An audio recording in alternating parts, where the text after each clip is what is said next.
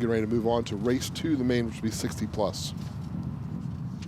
Race 2 coming up, 60 plus. Race 3, the 85cc class, you're in staging, and then race 4, 50cc chain, you should be getting up and getting ready to go out.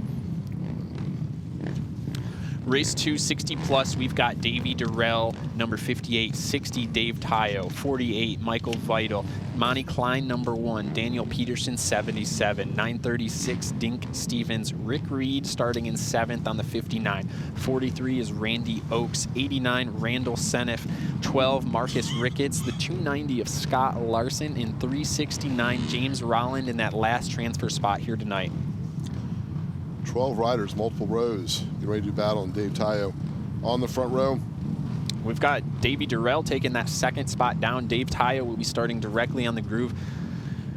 Now in this class, it is going to make a difference. These guys have a ton of experience, retired old pros. So let's see exactly how these starting spots are starting to pay out. Will the groove be the predominant spot today, or will lower on the track where there might be some moisture left over work out?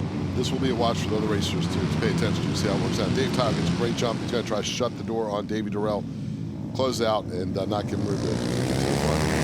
Dave Tayo will lead us down the back straightaway for the first time going into turn 3 with Davey Durrell right on his tail in 2nd. It looks like Michael Vidal is in 3rd place, followed by Daniel Peterson. Davey Durrell's not letting Dave Tayo get away, though.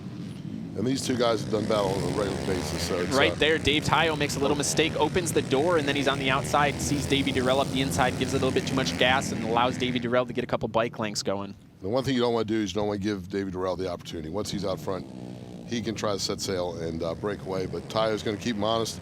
They will have to deal with some little lappers here as they come through, but these two racers have dealt with that their whole life, and we'll see how they navigate through. But Davey Durrell at point right now with the lead, with Dave Tayo knocking on the door, trying to get back that first spot he gave up with the slight mistake he made. And it looks like we might have lost Daniel Peterson there, who was in 4th place early on, but it looks like we just lapped him, so I'm not sure if he went down over there in 1 and 2, but Davey Durrell is still in the lead. Dave Tayo running a tight battle for 2nd.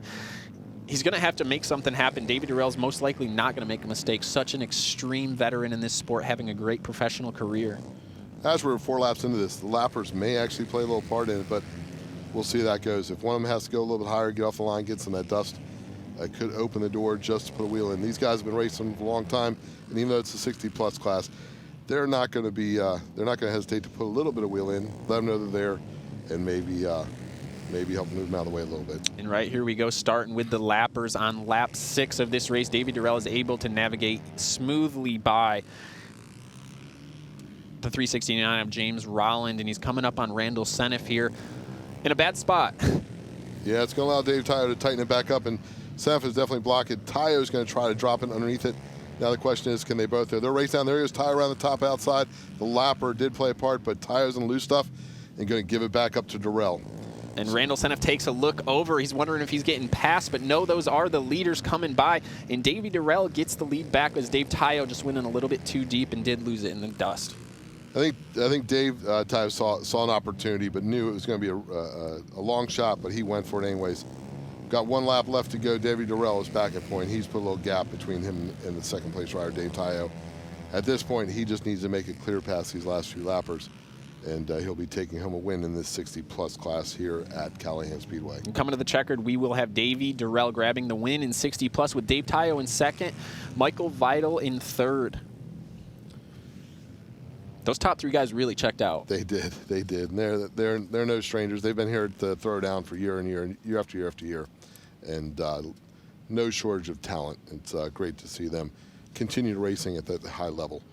Just because it's the vet class doesn't mean they're not trying any harder. And right there is an example of Tayo getting all he had to try to take the lead.